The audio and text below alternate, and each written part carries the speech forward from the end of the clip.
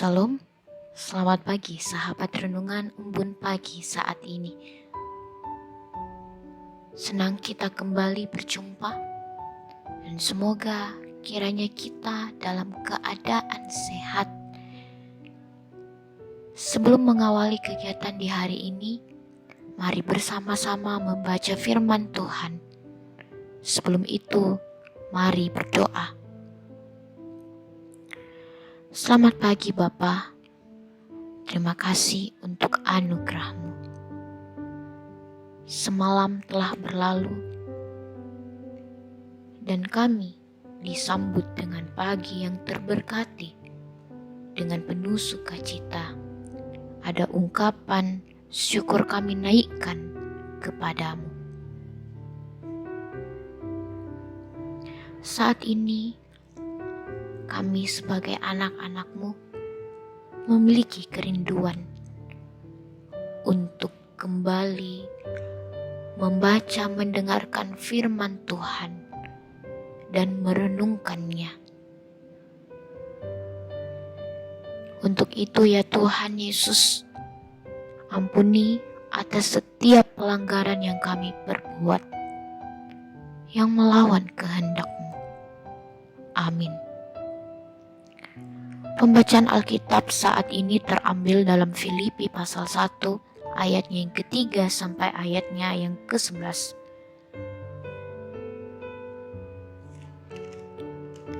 Berbunyi demikian. Ucapan syukur dan doa. Aku mengucap syukur kepada Allahku setiap kali aku mengingat kamu. Dan setiap kali aku berdoa untuk kamu semua, aku selalu berdoa dengan sukacita.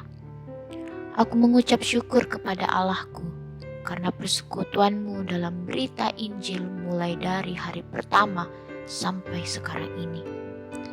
Akan hal ini aku yakin sepenuhnya, yaitu Ia yang memulai pekerjaan yang baik di antara kamu akan meneruskannya sampai pada akhirnya pada hari Kristus Yesus. Memang sudahlah sepatutnya aku berpikir demikian akan kamu semua, sebab kamu ada di dalam hatiku. Oleh karena kamu semua turut mendapat bagian dalam kasih karunia yang diberikan kepadaku, baik pada waktu aku dipenjarakan maupun pada waktu aku membela dan meneguhkan berita Injil. Sebab Allah adalah saksiku, betapa aku dengan kasih mesra Kristus Yesus merindukan kamu sekalian.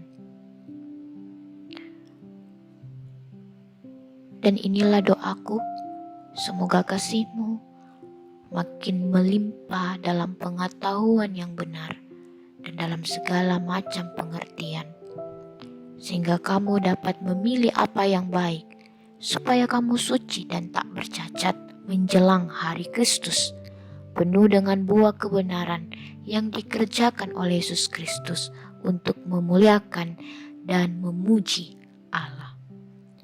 Demikianlah firman Tuhan, yang berbahagialah bagi kita yang mendengarkan, membaca, dan merenungkannya dalam kehidupan kita. Tema perenungan kita pada pagi hari ini yaitu syukur dan doa. Saudara yang dikasihi Tuhan, kota Filipi di Makedonia Timur yang letaknya 16 km dari pesisir laut Aegea, dinamai menurut Raja Filipus II dari Makedon, ayah Alexander Agung. Pada masa Paulus, kota ini sebuah kota Romawi dan pangkalan militer yang sangat terkenal.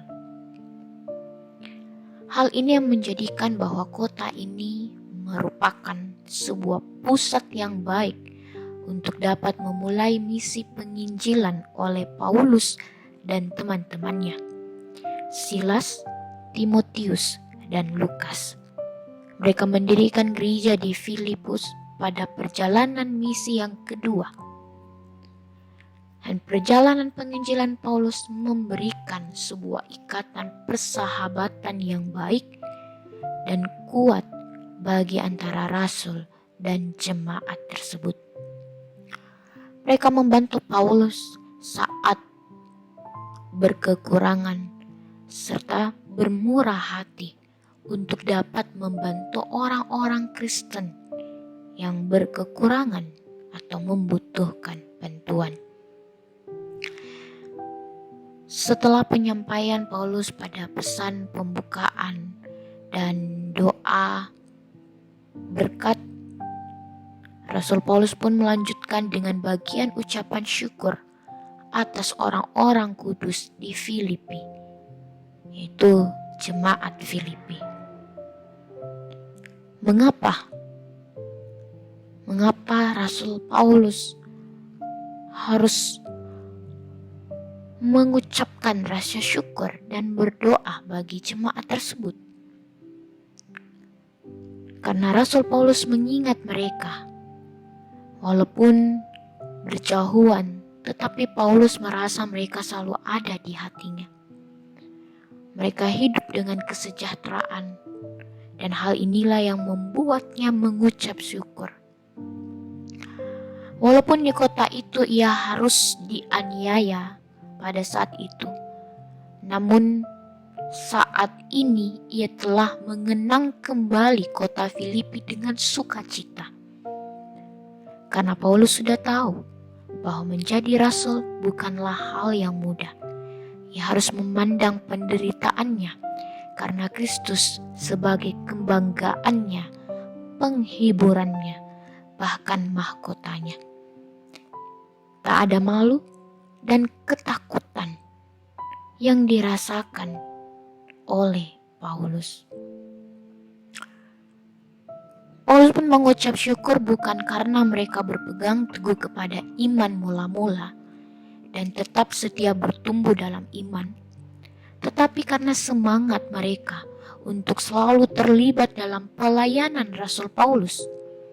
Dan di dalam ucapan syukur itu, Paulus juga tak lupa mendoakan mereka agar tetap hidup dalam kasih, pengertian yang baik, hidup kudus, tak bercacat, dan tetap berbuah, tumbuh subur, yaitu buah kebenaran. Apa hal yang dapat kita relevansikan saat ini bagi kita sekalian?